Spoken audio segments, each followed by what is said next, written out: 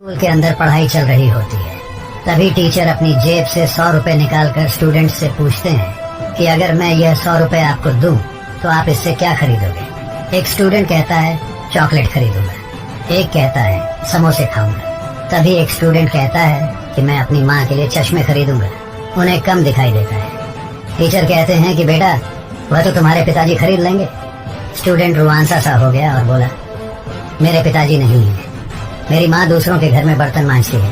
Teacher ने कहा बेटा ये लो 100 रुपए, ये मैं तुम्हें इनाम नहीं दे रहा, ये मैं तुमको उधार दे रहा हूँ। जब तुम जिंदगी में कुछ बन जाओगे तो मुझे वापस कर देंगे। फिर 20 साल बाद उसी स्कूल के अंदर क्लास चल रही होती है। तभी एक गाड़ी आकर रुकती है, उसमें से कलेक्टर साहब निकलते हैं। कलेक्टर साहब सीधे क्लास के अंदर जाते हैं और बूढ़े टीचर के चरण छूते हैं और कहते हैं कि मैं वही स्टूडेंट हूँ जिसे आपने 100 रुपए दिए थे। आज मैं आपके 100 रुपए लौटाने आया हूँ।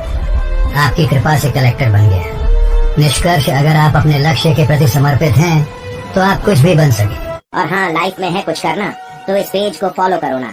एक गधा पेड़ से बंधा था, तभी एक शैतान आया और उसे खोल गया। गधा मस्त होकर खेतों की ओर भाग निकला और खड़ी फसल को खराब करने लगा। तब किसान की पत्नी ने यह देखा तो गुस्से में गधे को ही मार डाला। गधे की लाश देखकर गधे के मालिक को बहुत गुस्सा आया और उसने किसान की पत्नी को गोली मार दी। किसान पत्नी की मौत से इतना गुस्से में आ गया कि उसने गधे के मालिक को गोली मार दी। गधे के मालिक की पत्नी ने जब पति की मौत की खबर सुनी तो गुस्से में बेटों को किसान का घर जलाने का आदेश दिया। बेटे शाम में गए और किसान का घर जला दिया। उन्होंने मान लिया कि किसान भी घर के साथ जल गया होगा, लेकिन ऐसा नहीं हुआ।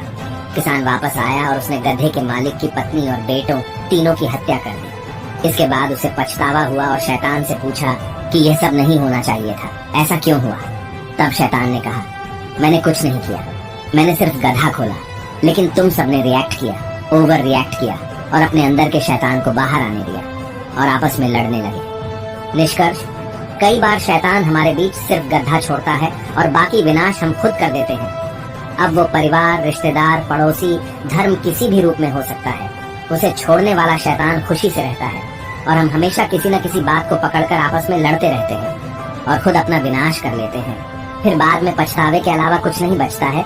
इसलिए किसी से बदला लेने से पहले एक लम्हे के लिए रुकना और सोचना जरूर। मिट्टी का मटका और परिवार की कीमत सिर्फ बनाने वाले को पता होती है, तोड़ने वाले को नहीं।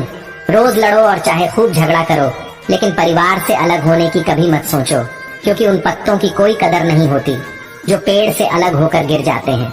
जिंदगी में कोई रोकने टोकने वाला है तो उसका एहसान मानिए, क्योंकि जिन बागों में माली नहीं होते वो बाग जल्दी ही उजड़ जाते हैं। झाड़ू में जब तक बंधन होता है तब तक वो कचरे को साफ करता है।